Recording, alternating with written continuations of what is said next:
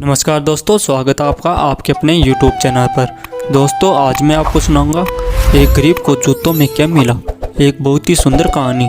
एक बार एक पिता और पुत्र खेतों में से घूमते हुए कहीं जा रहे थे तो उसके पुत्र ने देखा कि एक खेत के पास एक बहुत ही पुराने जूते रखे हुए थे और वो जूते पास में ही एक खेत में काम कर रहे मजदूर के थे। तभी पुत्र को उस मजदूर के साथ एक मजाक करने की सूझी और उसने अपने पिताजी से कहा कि पिताजी, क्यों ना आज इस मजदूर के साथ थोड़ी शरारत करें। हम इसके जूते छुपाकर एक झाड़ी के पीछे छुप जाएंगे और जब वो मजदूर अपने जूते वहाँ नहीं पाकर बहुत परेशान हो जाएगा और वो अपने जूतों को इधर उधर ढूंढेगा तो बहुत मज़ा आएगा ना पिताजी। और ये मज़े वाली बात मैं अपने सभी मित्रों को भी बताऊंगा।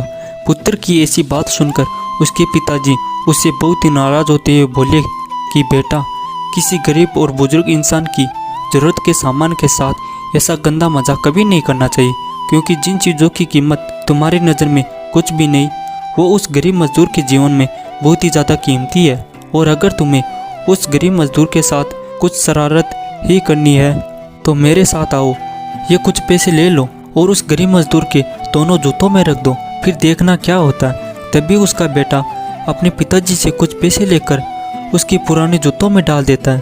पैसे डालकर वो दोनों ही एक झाड़ी के पीछे छिप जाते हैं। तब कुछ ही समय बाद वो गरीब मजदूर खेतों में से अपना काम खत्म करके जब अपने जूते पहनने लगता है तो उसे जूतों में कुछ कठोर सी चीज़ महसूस होती है। तो जैसे ही वो मजदूर उस जूते में अपना हाथ डालकर देखता है तो वो क्या देखता है कि उसके जूतों में कुछ पैसे पड़े हुए थे। तभी वो मजदूर पैसे जूतों में से निकाल कर अपने चारों तरफ देखता है, क्योंकि वो सोचता है कि किसी ने उसकी मदद तो नहीं की, लेकिन उस गरीब मजदूर के चारों तरफ दूर दूर तक कोई भी नहीं था।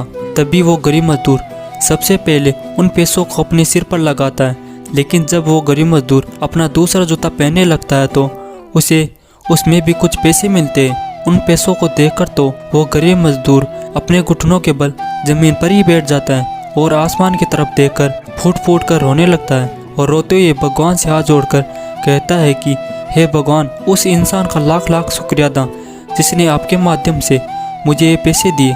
सुबह से मैं यही सोच रहा था कि मेरे भूखे बच्चों को आज मैं खाना कहाँ से ला कर दूँगा, क्योंकि मेरे सारे पैसे तो पत्नी की बीमारी में ही लग गए थे। इसलिए आज मैं उस इंसान का मन से शुक्रिया अदा करता हूँ जिसने आज मेरी इतनी ज़्यादा सहायता की है। भगवान करे उस इंसान के बच्चे कभी भी भूखे ना रहे और वो हमेशा सुखी रहे। ये कहते कहते वो गरीब मजदूर उन पैसों को लेकर रोता हुआ अपने घर चला जाता है। उस मजदूर को रोते देख झाड़ी के पीछे छुपे पिता और पुत्र की भी आंखों में आंसू आ जाते हैं। तभी उसका पुत्र अपने पिता से कहता है कि पिताजी, मुझे माफ़ कर देना।